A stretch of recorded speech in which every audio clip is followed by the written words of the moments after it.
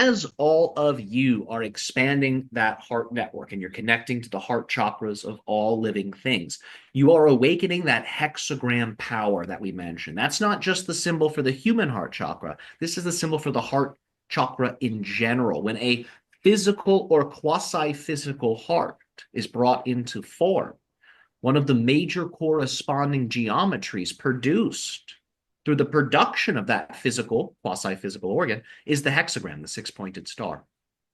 So as you awaken the hearts of others, you are awakening that hexagrammal power. And as we said, when they have anchored love into their lives, even if it is not perfect, maybe it's conditional, but is growing towards unconditionality. As long as they're doing this, they will begin to express that love that you've helped them to awaken into those three layers of experience: positive relationships, neutral relationships, negative relationships. As they start to do that, which they will do if you are doing this exercise.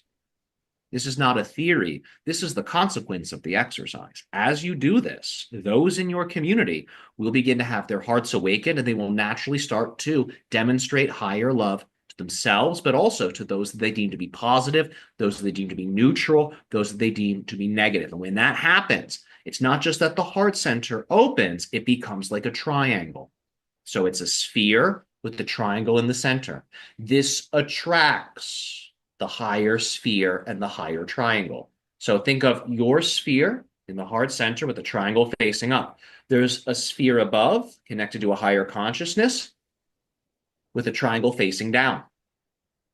As they stabilize those three expressions of love, and as that fourth expression of love activates the love of the infinite inner being, they will begin to magnetize that higher consciousness.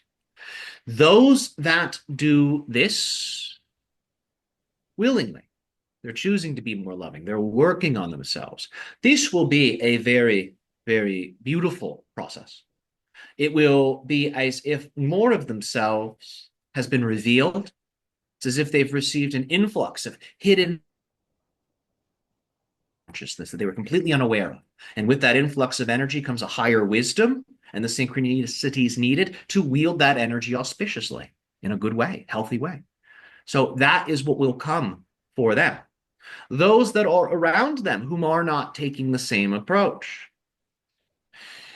they will go through a type of transformation of some sort. It will be different for each person, but those that do not align with these frequencies, they will go through whatever processes they need to go through. That ultimately brings them to where they need to be. I'm being very cryptic here because that transformation will look very different for very different people. For some people, they might move away to another location. For other people, you may never hear from them again. Whatever happened to that guy?